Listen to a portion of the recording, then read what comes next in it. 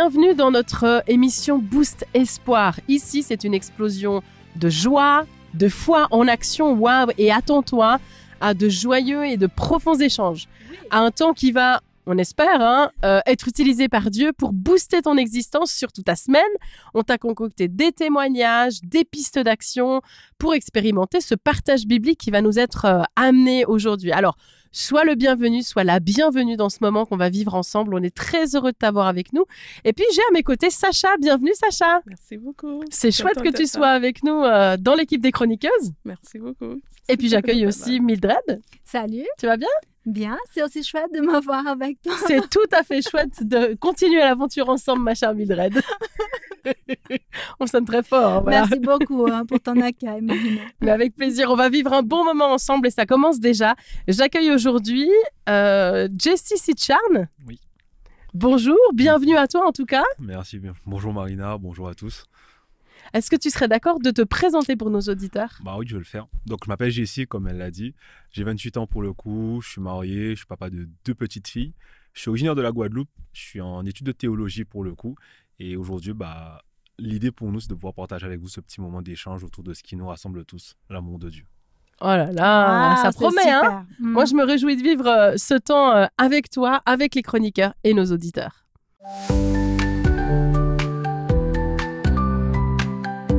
Nous voilà dans la chronique Clin d'œil.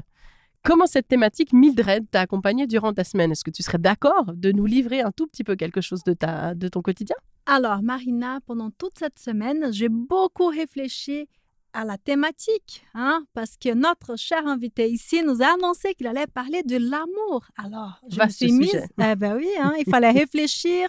Et même si on connaît le sujet, mais on ne sait pas exactement ce qu'il va dire. Alors, l'amour. Des fois, on le donne, parfois, on le rejette et des fois, on le reçoit. Donc, j'ai lu une courte réflexion, une courte histoire qui m'a beaucoup émue. Et d'ailleurs, je vais la partager avec vous si vous êtes d'accord. Il s'agit d'un petit garçon dont la sœur avait besoin d'une transfusion sanguine. Le médecin avait expliqué à la famille qu'elle avait la même maladie dont le garçon s'était remis 2 ans plus tôt. La seule chance de guérison que cette petite fille avait, c'était de recevoir une transfusion de quelqu'un qui s'était remis de la même maladie. Alors, le médecin a demandé au petit garçon s'il serait d'accord de donner son sang à Marie, sa sœur. Il a réfléchi, il a hésité et finalement, il a réussi à s'exprimer et il a dit que oui, il était d'accord de lui donner du sang. Et il a quand même précisé, bien sûr, je le ferai car c'est ma sœur. Rapidement, les soignants ont préparé la chambre, ont mis les lits l'un à côté de l'autre. La petite fille était pâle, affaiblie et le garçon avait bonne mine et il était costaud. Les 2 enfants ne parlaient pas, ne discutaient pas, ne disaient aucun mot, mais ils se souriaient l'un à l'autre. Quelques minutes après la transfusion de sang, quelques minutes après que la transfusion de sang s'est initiée, Johnny a enfin prononcé quelques mots et il a demandé au docteur « Alors, quand est-ce que je vais mourir ?» C'est à ce moment-là que les soignants ont compris pour quelle raison Johnny avait tellement hésité au tout début de leur discussion, pourquoi il avait hésité à donner du sang à sa sœur. Il pensait qu'il fallait donner tout son sang à Marie. Oh, petit chat. Ouais, c'est mal fait. C'est vraiment magnifique de voir qu'en quelques minutes, il a quand même pris une grande décision par amour. Il voulait sauver Marie, même si cela devait lui coûter la vie. Bien sûr, en me connaissant, que ça m'a fait penser, ça m'a fait réfléchir sur ma manière d'aimer les personnes. Est-ce que je sais recevoir l'amour? Est-ce que je sais en donner? Comment j'agis? Bref, de grandes réflexions. Extra. En tout cas, on se rend compte que s'il commence à nous manquer de l'amour dans ce monde, on n'ira pas loin. Ah non, l'amour est la solution.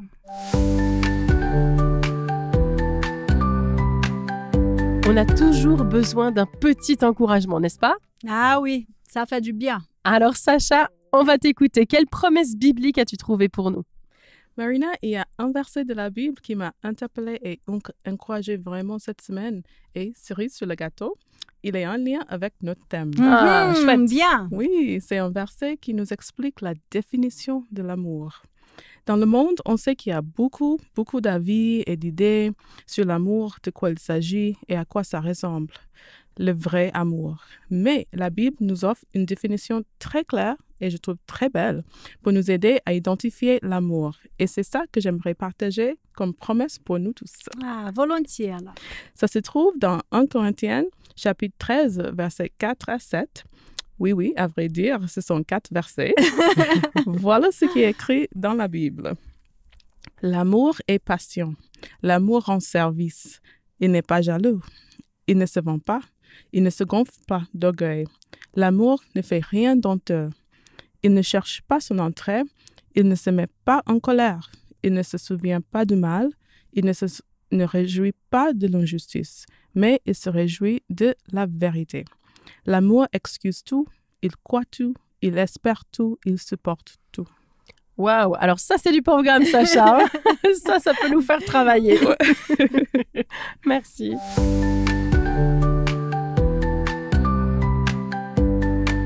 Nous voici dans notre chronique C'est mon histoire. Sous forme d'interview, tu découvres des témoignages puissants d'hommes et de femmes touchés par Dieu qui te dévoilent un moment de leur vie où Dieu est intervenu, il est venu faire une différence. Et puis ensuite, il parle de cette transformation. Mildred, qui es-tu allée rencontrer cette semaine? Alors, aujourd'hui, je te fais découvrir le témoignage de Marcus. Cette histoire a été recueillie par Julio Leal et Ailton Ribeiro. Voilà le récit d'un homme qui a agi d'une manière tout à fait inattendue, malgré son enfance très difficile. Salut, qui es-tu? Hello, moi je suis Marcus et pour mon histoire, j'ai grandi sans papa, sans père et j'ai jamais connu ces accolades de quelqu'un qui t'appelle mon fils, fiston. Et j'ai jamais eu en fait la joie de pouvoir partager des jeux, des parties de foot avec mon père. Ça s'est jamais fait.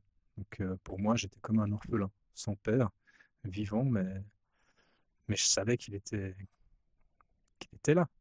Alors, une chose en sachant que ton père est mort, tu peux te faire une raison, ça c'est ok, mais c'en est une autre de savoir qu'il a jamais voulu que tu naisses et qu'il a jamais voulu de toi en fait. Puis un jour, que s'est-il passé? Ben, un après-midi comme un autre, je me baladais avec ma maman dans un parc et là elle a reconnu son ex-mari assis sur un banc et elle pensait que c'était une excellente occasion, que c'était le moment pour que je rencontre mon papa. Et petit à petit, elle s'est approchée de l'endroit où il se trouvait, et puis en le pointant du doigt, elle me dit: «Eh, voilà ton père, cours et va l'embrasser». Oh, voilà, c'est le moment de la rencontre. Qu'as-tu fait? Ben, j'étais un petit peu méfiant, et puis j'étais un petit peu dans l'incompréhension et dans le doute, parce que ça m'était jamais arrivé. Donc là, je me suis approché doucement de lui, jusqu'à ce que je puisse voir son visage, et là, je me suis un petit peu reconnu en lui, et je me suis dit: bah, je vais lui faire mon plus beau sourire. Et là, je me suis pointé devant lui et je lui ai dit: «Papa, tu es mon père, tu sais?» Et bah, là, j'étais un petit peu, abasourdi parce que je voulais ni cadeau, ni argent, je voulais rien en retour. Je voulais juste une considération, en fait, d'un père à son fils et je voulais juste peut-être qu'il me fasse un câlin, un sourire, une accolade. Mais en fait, j'ai rien eu. J'ai rien eu de tout ça. Il m'a juste dit, «Mais je suis pas ton père». Et je pense faut que tu dises à ta mère d'arrêter d'inventer cette histoire parce que ça commence un petit peu à me gonfler. Et moi, après ça, je me suis senti tellement humilié de cette manière parce qu'il m'a tourné le dos et il est parti sans rien dire. C'est une attitude violente. Tu as dû être très triste, j'imagine. Et l'histoire s'arrête là? Alors, pour répondre à ta question, ouais, j'étais triste, j'étais plein de colère, même de la haine en fait. Mais l'histoire s'arrête pas là. Parce que 50 ans plus tard, en fait, on a repris contact. Et à ce moment-là, c'était un homme qui avait besoin d'un fils que j'ai pu rencontrer. Car il était malade et confiné dans un fauteuil roulant. Et il n'avait personne pour le soutenir, pour s'occuper de lui. Donc à ce moment-là, j'ai fait la connaissance aussi du pardon. Et c'est là que j'ai compris qu'on ne peut pas rendre le mal par le mal. Et c'est là où je me suis dit, c'est le moment où je peux créer quelque chose avec mon père. Et voilà, je me suis occupé de lui pendant sa vieillesse. Même s'il m'avait rejeté toute ma vie, j'ai pu prendre soin de lui. Waouh, tu as pris soin de ton père malgré le fait qu'il n'a pas voulu de toi quand tu étais enfant. Ouais, ça paraît étonnant, mais j'ai appris même que si les parents biologiques abandonnent leurs enfants, c'est qu'il y a quelque chose de plus profond. Et ça, moi, je ne peux pas l'arranger. Par contre, le Père Céleste, lui, il n'abandonne jamais ses enfants. Il les aime, il les protège. Et, et c'est une bonne chose parce qu'il veut que du bonheur, que les bonheurs de ses enfants. Donc, tous ceux qui viennent à lui par Jésus, bah, en fait, c'est le plus beau cadeau qu'on puisse faire à un père et un père puisse nous faire aussi, c'est de nous accepter en tant que tel. Donc, tout ce que je sais, c'est que les enfants de Dieu ne sont jamais rejetés.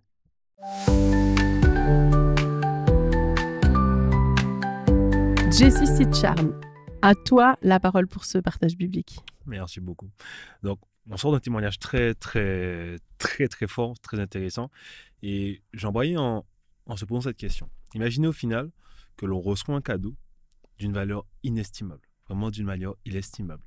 Mais la manière dont on va le recevoir va soit nous rendre riches, soit nous appauvrir. Et je me rends compte que dans son témoignage, en tout cas, il a grandi dans sa vie en n'ayant pas forcément reçu ce qu'il voulait, mais en ayant grandi tout le long. Et juste dans une parabole, nous offre cette possibilité de pouvoir réfléchir à comment je reçois l'amour. Et là, il ne l'a pas reçu cet amour-là de son père. Mais pourtant, lui, quelque chose a grandi à l'intérieur. J'aimerais vraiment qu'on prenne ce temps au niveau de la parabole pour voir un peu ce que Jésus nous dit. Jésus nous dit qu'un semeur, sortant semer, il va aller semer donc ses graines, sa semence dans son champ. Malheureusement sur le chemin, ou bien heureusement sur le chemin, lorsqu'il va aller dans cette terre pour semer, les graines vont tomber à différents endroits. Et il y aura 4 sols différents par rapport à ces graines-là. Donc elles vont tomber dans un sol qu'on va dire un peu dur, qui est le chemin. Et on va se rendre compte que malheureusement sur le chemin, les graines qui vont être sur le chemin vont brûler par rapport au soleil. Elles n'auront pas d'emplacement pour pouvoir grandir, donc malheureusement elles vont brûler. On va avoir un sol un peu rocheux, où elles vont pouvoir commencer à grandir, mais malheureusement elles ne pourront pas aller en profondeur. Parce que les racines, les roches, c'est pas un terrain fertile. Voilà, c'est compliqué. On va aussi avoir un sol rempli d'épines. Donc on peut grandir, on peut commencer à...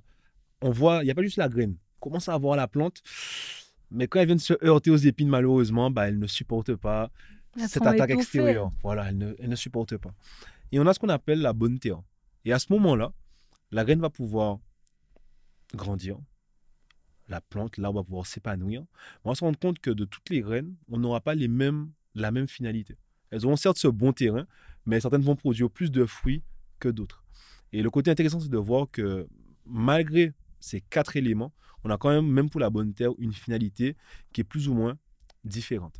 Et je voudrais aujourd'hui qu'on se pose la question sur ces sols-là. Qu'est-ce qu'ils peuvent représenter pour nous par rapport à l'amour? Et ma position, c'est que ces sols-là représentent nous en tant qu'humains.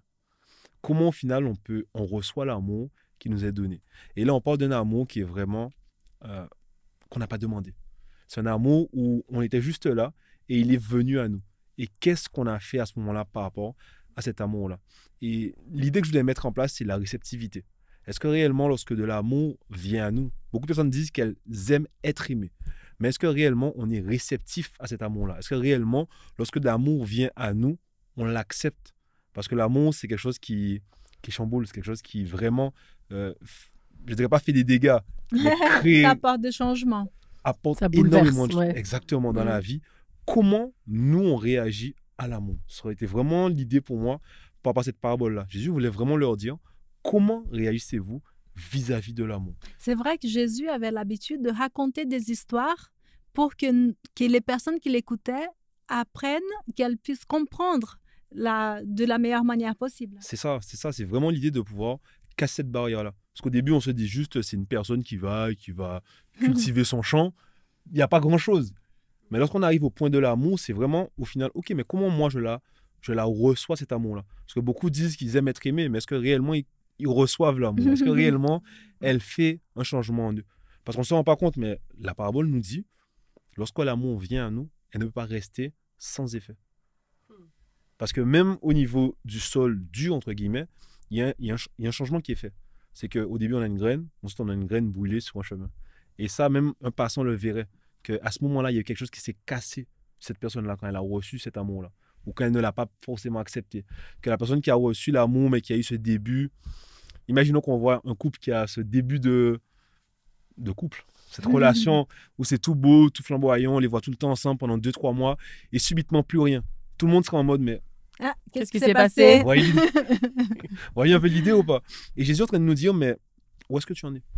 Toi, finalement, où est-ce que tu en es? Est-ce que tu acceptes l'amour que je te donne ou que l'autre te donne? Est-ce que tu rejettes? Est-ce que aux premières épreuves, par exemple les épines, parce que qu'est-ce qui s'est passé? Peut-être qu'ils ont eu une dispute, mais à la dispute, ils se sont dit, bon, on va s'arrêter là. Pas de jugement envers ça, mais qu'est-ce qui se passe finalement avec cet amour-là? Parce que l'idée, n'oubliez jamais, tout ce qui nous permet de grandir, d'accord, c'est le changement, l'évolution. Et l'amour, pareil. L'amour n'est pas figé. La manière que l'on aimait une personne il y a 1 an, il y a 2 mois, il y a 2 semaines, n'est pas la même qu'aujourd'hui. Et c'est une bonne chose, puisque l'amour est censé évoluer, dans le bon sens, mais il est censé évoluer. Et Jésus, pour moi, là, est en train de nous dire, est-ce que finalement ton amour envers les autres évolue, mais est-ce que même toi, ta manière de recevoir l'amour évolue? Parce que beaucoup de personnes aussi se disent, bah, c'est figé. Moi, perso, l'amour et moi, c'est deux. Dieu m'a créé comme ça. Je ne peux pas recevoir l'amour. Je ne peux pas aimer les autres. Je ne peux pas. Pour moi, c'est pas possible. C'est comme ça. Quand j'étais jeune, bah, enfance difficile, j'ai pas connu ça. Pour moi, c'est pas possible. Je ne peux pas aimer mes enfants différemment de comme on m'a aimé. Et je pense que ça en pousse encore à la réflexion. Moi, dans mon cas, en tant que parent, bah, j'ai reçu de l'amour de mes parents, ça je ne vais pas le cacher. Mes parents ont fait des erreurs parce que ma mère me disait une chose que j'ai toujours retenue. Je ne peux te donner que ce que j'ai reçu. Et j'ai pris du temps à comprendre ça. Elle te disait ça? Ouais. Et elle me le disait, c'est pas que je ne voulais pas vous donner, c'est que j'ai dû faire avec ce que j'avais. Et elle avait raison. Sauf que j'ai vu que ma mère que j'ai connue, il y a des moments où je ne m'en souviens pas, mais celle que j'ai connue durant mon adolescence, durant ma jeunesse, n'est pas celle que je connais aujourd'hui. Puisqu'elle nous le disait encore une fois, c'est lorsque je vous ai eu que j'ai compris. Et c'est au fil du temps que ça a pu évoluer, grandir et arriver à la personne que je suis. Parce qu'on en parlait de ma petite sœur, qui n'a pas du tout reçu la même éducation que mon frère et moi. Et tant mieux. Mais c'était vraiment pour voir qu'elle a compris que cet amour-là a évolué et a amélioré la manière qu'elle voyait l'éducation, les relations et autres. D'accord. Comment on peut expliquer ces sols qui sont durs, envahis d'épines, etc. On ne peut pas se cacher que le monde est assez dur, que la réalité que chacun vit est très, très, très compliquée. Le témoignage, imaginez un enfant, il ne connaît pas son père. Moi, je l'ai vécu. J'ai un cousin qui, pareil, n'a pas connu son père jusqu'à ses 18 ans. Il grandit, il ne connaît pas son père. Le jour où il a ce moment où il peut finalement remplir ce vase-là, le retour qu'il a est celui qui le casse. Imaginez pas le retour attendu. Imaginez la complexité, après un élément aussi traumatisant vraiment, de pouvoir de nouveau s'ouvrir. Et ça, on ne se rend pas compte que c'est difficile. C'est vraiment difficile après un moment où on a vraiment eu cet impact vis-à-vis de nous, de juste pouvoir se dire « Non, mais ça ira. Non, mais c'est bien, je peux... Quelqu'un va venir maintenant me donner de l'amour. C'est pas possible. En tout cas, pas de premier abord. Il va forcément vouloir travailler, accepter cet épisode-là. Et je pense que dans le témoignage, il le montre. Mais vraiment passer au-dessus de cet événement qui a forcément cassé quelque chose en nous. Et donc, très concrètement, pour conclure, comment est-ce que tu pourrais nous proposer de travailler notre sol, le rendre disponible pour accueillir cet amour-là? Je pense que la première chose, c'est aussi de comprendre quel type de sol qu'on est. C'est-à-dire qu'il y a des personnes qui vont se dire « Je n'ai pas reçu d'amour, donc on ne peut pas m'aimer. » Et c'est pas vrai. C'est parce que tu n'as pas reçu d'amour qu'on ne peut pas t'aimer. Malheureusement, les personnes que tu as rencontrées pour le moment n'étaient pas celles qui auraient pu te montrer le vrai amour. Et je pense que trouver cet environnement-là permet déjà de faire un effort. Mais c'est pas aussi simple que ça, parce que c'est difficile quand on est habitué à être dans un environnement néfaste, à trouver l'environnement où il y a un vrai amour qui règne.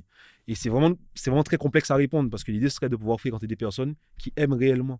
Mais si on n'a jamais connu l'amour, comment savoir que cette personne-là nous aime réellement? Et je pense que c'est vraiment complexe de dire à quelqu'un, pour trouver des gens qui t'aiment, c'est pas si évident que ça. Je dirais vraiment de trouver des personnes qui te montrent des actes que tu considères toi comme de l'amour ou qui sont de l'amour de manière générale, sans pour autant qu'ils attendent quelque chose de toi. Vraiment cet amour désintéressé. Est-ce que la Bible, en étudiant la Bible, ça peut être justement une piste aussi pour découvrir cet amour-là? Moi, je pense que oui, surtout sous l'exemple de Jésus. Quand on regarde le cheminement de Jésus avec ses disciples, surtout sa relation avec Judas. Judas qui va être celui qui va trahir Jésus. on remarque que Jésus savait certes que Judas allait le trahir, donc qu'il ne recevait pas pleinement l'amour que Jésus lui donnait, mais pour autant, Jésus ne va jamais l'abandonner. Même lorsque Judas le trahit le soir de la trahison, Jésus va faire en sorte que Judas ne soit pas attaqué par les autres disciples. Parce que dans sa compréhension de l'amour, c'est d'abord l'autre, d'accord, pour l'aider à avancer, et j'avance avec lui. Et c'est vraiment, je pense, des exemples qui sont très, très forts. La parabole ici, d'autres exemples de relations où Jésus nous montre vraiment l'amour, c'est quelque chose qui te transforme, qui t'apporte quelque chose de meilleur, qui te fait trop grandir. Merci.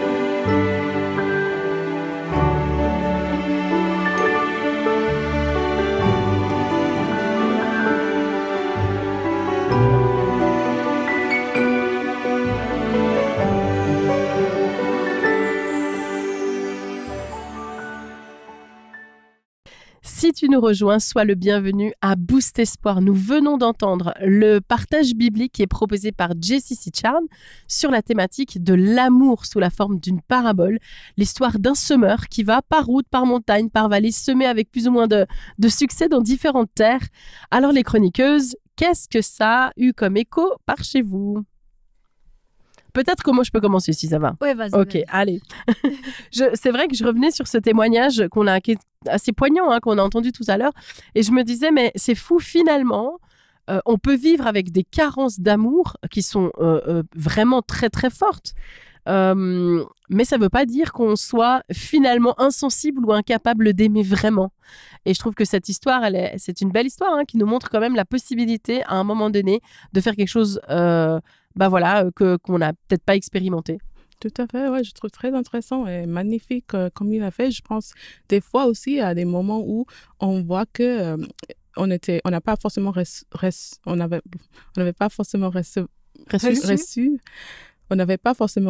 l'amour de quelqu'un, mais on voit que on veut pas faire vivre quelqu'un d'autre la même expérience. On veut vraiment faire un autre chemin. Faire un pas vers quelque chose de différent et quelque chose de vraiment de meilleur.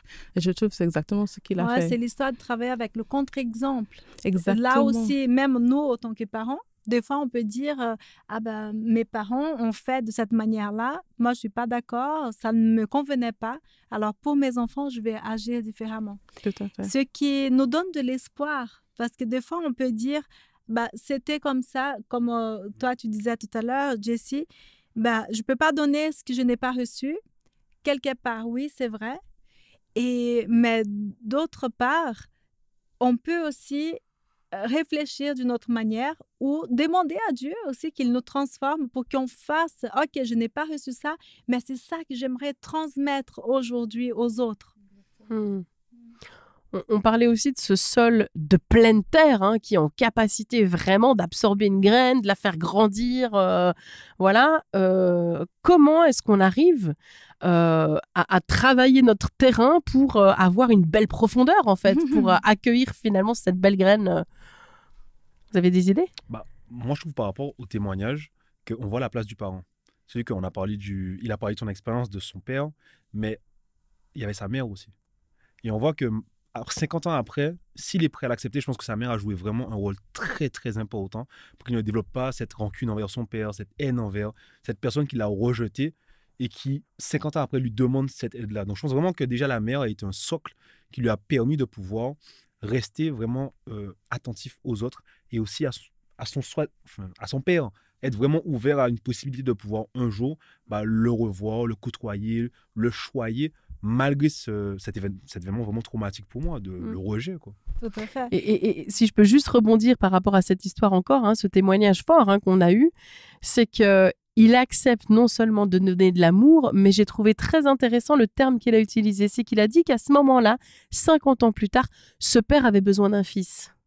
Donc c'est pas ce père avait envie de reconnecter, d'être un père. Non, ce père avait un besoin. Et il vient répondre à un besoin. C'est de l'amour inconditionnel. Hein. C'est une vraie belle leçon. Et après, si on pense à nous, à nos vies tous les jours, de quelle manière, si on reprend la parabole, le sol avec les épines, de quelle manière on peut éviter que les épines nous étouffent aussi. Moi, j'interprète ça en me disant que tous les jours, je vais faire attention. Tous les jours, je vais nettoyer, je vais cultiver un petit peu mon sol pour éviter que les ronces s'envahissent et qui étouffent finalement ce qu'il y a de bon en moi. Oui, je pense aussi qu'il faut mettre en pratique l'amour. Exact, il faut vraiment l'utiliser, exercer cette muscle. Comme ça, on a l'habitude vraiment d'aimer. Et c'est comme ça aussi qu'on apprend à c'est l'histoire être d'aimer aimé. en parole, mais aussi en action. Exactement, ouais. Ben, parfait. Aimer en parole, mais aussi en action. Ça me plaît pas mal pour conclure ce moment. Merci, mesdames et messieurs.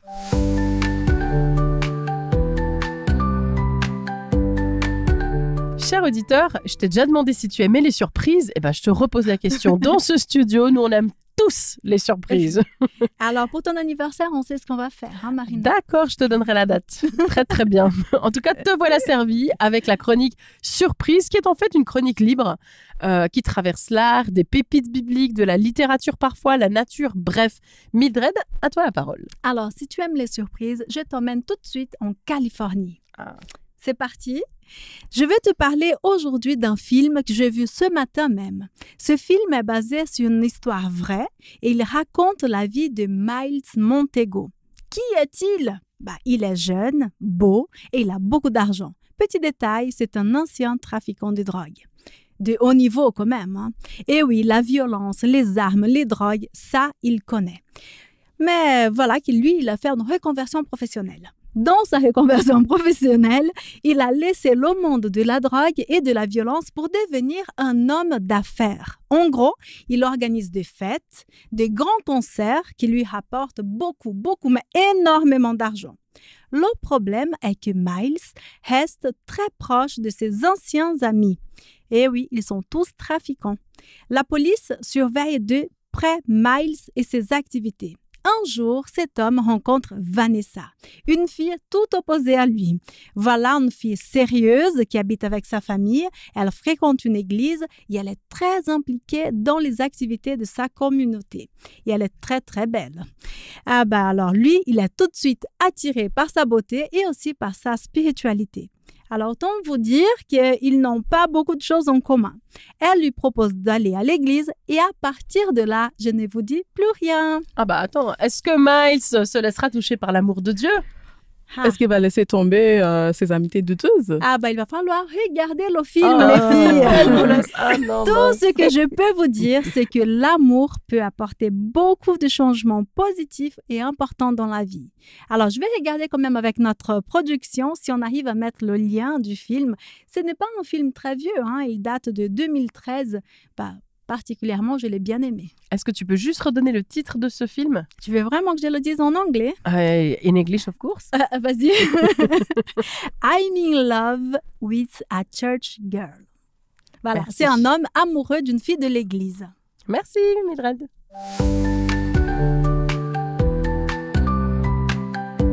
Avant de nous quitter, nous tenons toujours dans ce studio à mettre en évidence le petit pas de plus. Le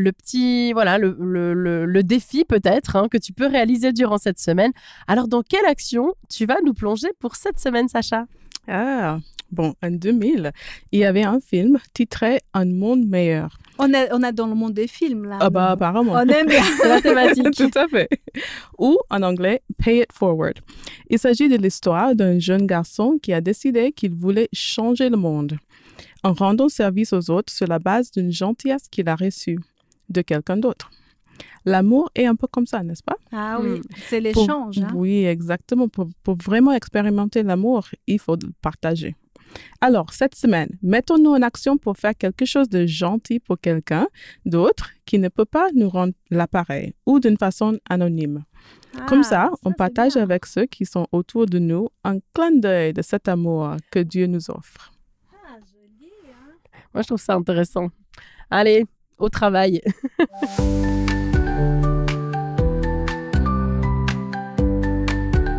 Nous voilà au terme de notre émission Boost Espoir. C'était chouette de partager ce moment avec vous, Mildred et Sacha. Merci Merci. beaucoup. Faudra C'est revenir, sympa. hein? Hein, Sacha, avec il faut revenir. plaisir. Merci Jessie Sitchan pour ce partage autour du thème de l'amour. Merci pour l'invitation. Tu reviens la semaine prochaine. Pas de souci. De quoi tu vas nous parler? Comment l'amour, finalement, cet amour qu'on reçoit peut agir dans notre vie. Ah, la suite, le tome 2. C'est ça. Ah, on Alors- reste dans les cœurs. Il faut revenir, hein. La semaine prochaine, fais tes plans pour nous rejoindre. Et bah voilà, je me tourne vers toi qui nous suis sur YouTube, sur Hope Radio. Je te remercie en tout cas pour ta fidélité. Je demande à Dieu qu'il te bénisse particulièrement pour cette nouvelle semaine. Et je te dis à la semaine prochaine. Ciao.